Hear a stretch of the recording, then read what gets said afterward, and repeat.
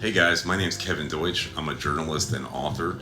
My two books are The Triangle, A Year on the Ground with New York's Bloods and Crips, and Pill City, How Two Honor Roll Students Foiled the Feds and Built a Drug Empire.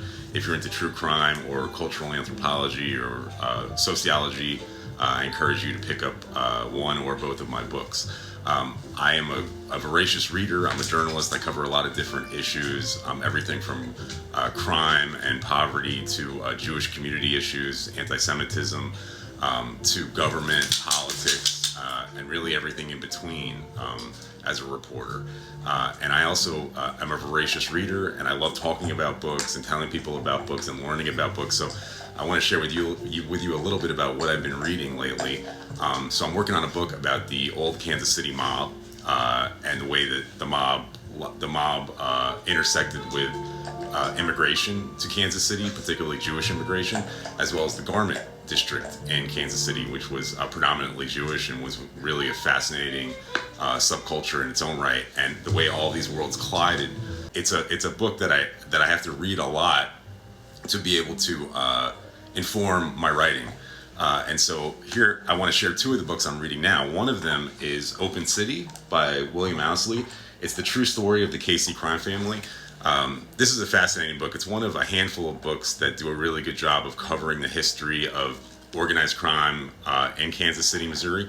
The mob in Kansas City was probably the most powerful in the country in terms of the amount of control they exerted over local affairs. They controlled the government, they controlled the police department. That's because they had an ally running the city who was boss Tom Pendergast. And Tom Pendergast essentially got in bed with the mob, and they were one and the same, and the mob did his dirty work and he protected the mob. In fact, the mob was in such control of the city that the head of the mob at one time, John Lazia, had an office at police headquarters and installed in the police department all of these felons and ex-cons as cops.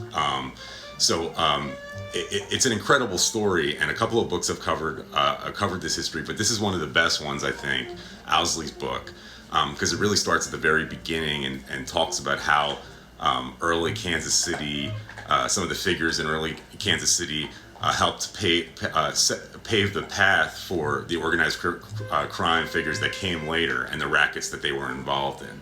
The other book that I'm really enjoying right now is called The Hot House. It's by Pete Early, who's a fantastic journalist. He wrote a number of books. He's a great writer, and he's a great reporter. And this book is about life inside Leavenworth Prison in Kansas, the penitentiary.